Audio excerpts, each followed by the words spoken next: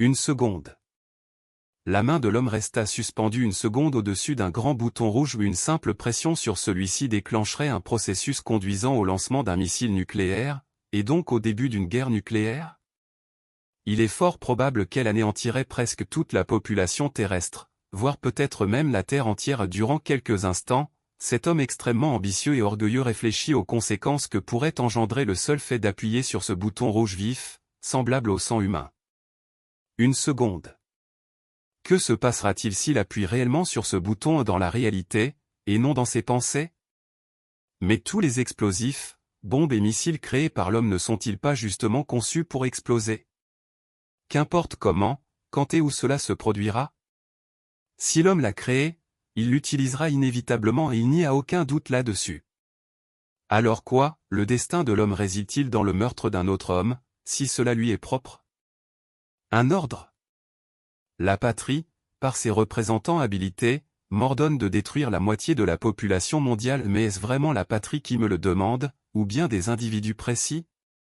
On ne peut offenser une patrie, car c'est un concept éthéré et éphémère, qui ne désigne rien de concret, alors que les offenses sont faites aux êtres humains. Les bombes nucléaires ne sont pas créées à la demande d'un paysan, d'un banquier ou d'un commerçant, mais selon le bon plaisir d'hommes plus vaniteux et ambitieux, prétendument pour protéger les premiers.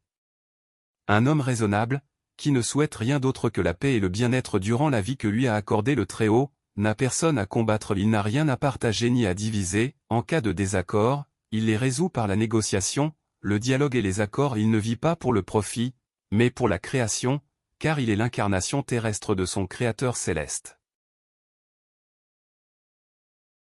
Mais d'un autre côté, si tout cela a lieu, c'est que Dieu le permet dans notre monde. Ce n'est pas toujours le jour et la lumière qui dominent, il est à moitié composé de nuit et d'ombre. La destruction et le chaos lui sont aussi nécessaires que la création et l'harmonie. Sans la rupture de la coquille, aucun poussin ne verrait le jour. Ainsi, destruction et création sont inscrites dans les principes fondamentaux de la nature elle-même. De même qu'existent dans ce monde la création et la destruction, les marées, la lumière et l'ombre, le jour et la nuit, il existe des États politiquement agressifs et d'autres pacifiques. Tout comme il n'y a pas d'égalité entre les hommes, il n'y en a pas entre les États. L'un voudra toujours prendre à l'autre ce que celui-ci possède, ce que l'on appelle, en langage humain, du pillage, un vol manifeste. C'est précisément pour éviter de telles situations que certains, plus forts intellectuellement mais plus faibles physiquement, ont décidé de créer des moyens de défense et de dissuasion si efficaces. Mais l'arme nucléaire constitue-t-elle une garantie suffisante de sécurité pour un État? Si des incompétents accèdent au pouvoir, elle devient plutôt un facteur de plus grand danger pour l'essence même de cet État, car rien n'est plus terrifiant dans ce monde qu'un fou en possession d'une arme létale de destruction massive. Une seconde. Appuyer sur ce bouton changera à jamais l'histoire de cette planète, ou peut-être même l'anéantira-t-elle entièrement. Nous sommes tous mortels, et tôt ou tard, nous entendrons le souffle du destin à nos côtés, mais qu'il est douloureux de mourir à cause des ambitions et de la vanité de quelques hommes devenus fous. Ce sont eux qui ont imposé un tel ordre à mon être. Ils jouent à la politique pour s'amuser, mais sur moi retombera toute la responsabilité de la mort de centaines de millions de personnes. Pour eux, ce n'est qu'un jeu, car ils seront cachés dans des bunkers sécurisés, tandis que moi je souffrirai ensuite en enfer, car c'est moi qui aurai appuyé sur ce bouton funeste. Mais le problème réside-t-il vraiment dans l'arme nucléaire? Si elle n'existait pas, ce bouton activerait une arme chimique, biologique, qu'importe. Le fond n'est pas dans la forme de l'arme, mais dans la nature même de l'homme. Il souhaite perpétuellement la guerre, et le plus souvent sans s'y impliquer personnellement, incitant et provoquant ses semblables, puis, tel un spectateur de théâtre, il se délecte de ce qu'il a lui-même orchestré. C'est pourquoi je comprends que la plus terrible des armes en ce monde, c'est l'homme lui-même. Car lorsque tu contrôles un homme, tu contrôles toutes les armes qu'il a créées, ainsi que celles qu'il pourrait encore créer. Une seconde. Ce monde n'est pas si simple, il est extrêmement complexe et doté d'une architecture propre. Pour un État, le désarmement équivaut à sa disparition et c'est pourquoi, dans les réalités et tendances actuelles, le désarmement n'est pas une solution.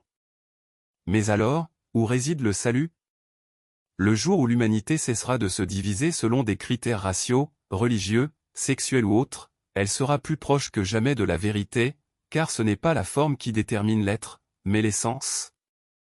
Le jour où nous deviendrons un seul et même courant, mûr et métaphysiquement éclairé, nous comprendrons qu'il n'y a rien à diviser, car nous provenons tous d'une même source de vie, et nous retournerons tous à une même source de mort.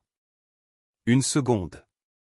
J'ai le pouvoir de détruire des millions de vies et devenir pour certains un héros, et pour d'autres le pire des criminels, mais que serais-je pour moi-même? Que serais-je pour le Très-Haut? Qui suis-je? C'est cela qui déterminera si j'appuie ou non sur le bouton, c'est là que réside la profondeur de mon action possible, ou de mon inaction.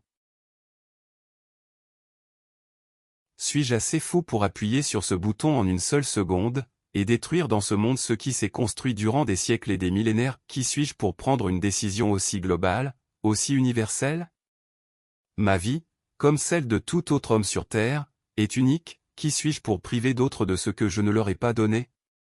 Ce qui a été créé par des générations, le Colisée, la Grande Muraille de Chine, le Panthéon, le Machu Picchu, l'Opéra de Sydney, et qui suis-je pour détruire tout cela?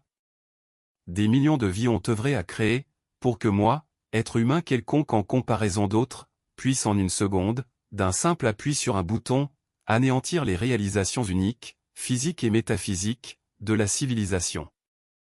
Et le plus grand paradoxe est que cela est censé se faire au nom même de cette civilisation, de l'humanité, des États et des gouvernements.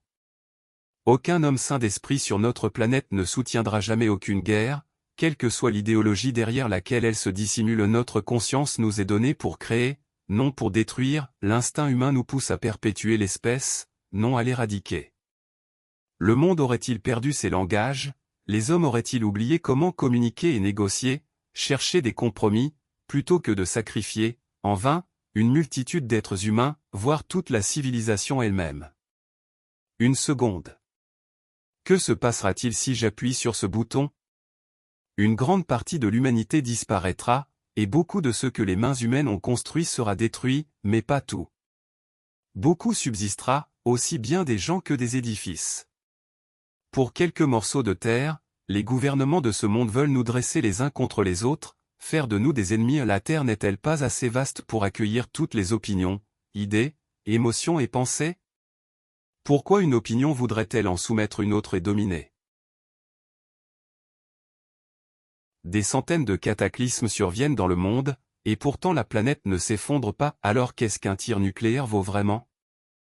Les gouvernements croient qu'ils ne détruiront pas la Terre, mais qu'ils la purifieront, et moi, que crois-je?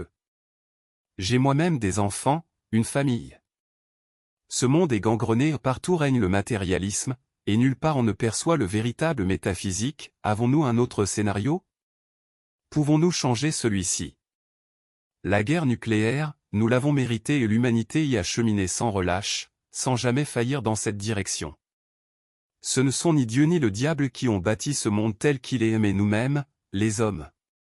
Désormais, nous sommes nos propres juges. Peu importe qui portera le premier coup, il est certain qu'il y en aura d'autres après. Mais même sans l'arme nucléaire, notre monde ne manque pas de menaces naturelles pour l'homme.